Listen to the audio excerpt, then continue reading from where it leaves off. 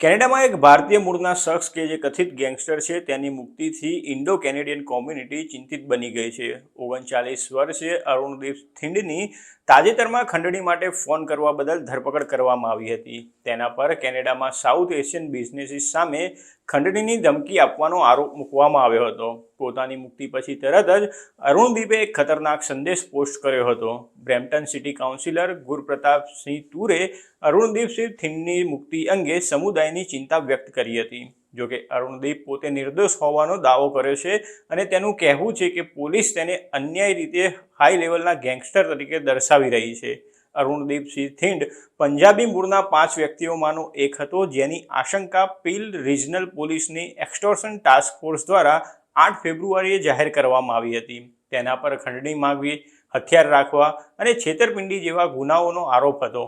26 જાન્યુઆરીના રોજ એક કથિત ખંડણીની ઘટનાના આરોપમાં થિંડને પકડવામાં આવ્યો હતો। 2 અઠવાડિયા જેલમાં વિતાવ્યા બાદ તેને જામીન પર મુક્ત કરવામાં આવ્યો હતો। તેને કેનેડિયન મીડિયાનો સંપર્ક કર્યો હતો અને ભારપૂર્વક જણાવ્યું હતું કે તે ગુનેગાર નથી। મીડિયાને આપેલા એક ઇન્ટરવ્યૂમાં થિંડે જણાવ્યું હતું કે મારો પણ પરિવાર છે, મારે પણ બાળકો છે, મારા બાળકો રડે છે અને કહે છે કે મારા પપ્પા ગુનેગાર નથી। મીડિયા અને પોલીસે મારો ફોટો બતાવ્યો હતો અને કહ્યું હતું કે હું ગુનેગાર છું, પરંતુ હું ગુનેગાર નથી। સોશિયલ મીડિયા પોસ્ટ પર પોતાના મ્યુઝિક વિડીયો ફૂટેજમાં તે બંદૂક સાથે જોવા મળ્યો હતો, પરંતુ થિંડનું કહેવું છે કે તે શૂટના જૂના ફૂટેજ છે, પરંતુ તેમાં તે બંદૂક સાચી નથી પરંતુ નકલી છે। થિંડે જણાવ્યું છે કે તે પોતે ધમકીઓથી પીડિત છે। તેની ધરપકડ પહેલાં તેનો મિત્ર કે જે બ્રેમ્પટનમાં એક રેસ્ટોરન્ટ ધરાવે છે અને ખંડણીખોરો દ્વારા તેને નિશાન બનાવવામાં આવી રહ્યો હતો, તેમણે તેને એક ફોન નંબર આપ્યો હતો।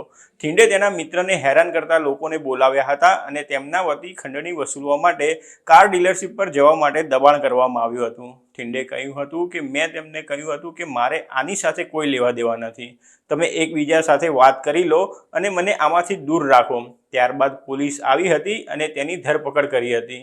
પીલ પોલીસ દ્વારા થિંડ ઉપરાંત અન્ય 4 શખ્સો ગગન અજીતસિંહ, અનમોલદીપસિંહ, હસમિત કૌર અને આયમનજોત કૌરની પણ અટકાયત કરવામાં આવી હતી।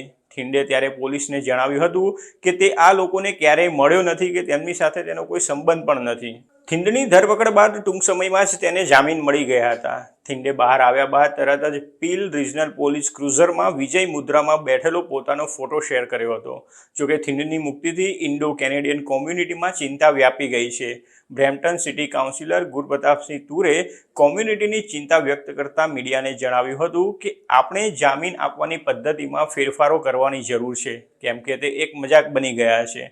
જાહેર સલામતીની ભાવના ક્ષીણ થવા લાગી છે। તૂરે કહ્યું હતું કે થિંડની પોસ્ટથી તેમના કોમ્યુનિટીના સભ્યો વધારે ભયભીત થઈ ગયા છે।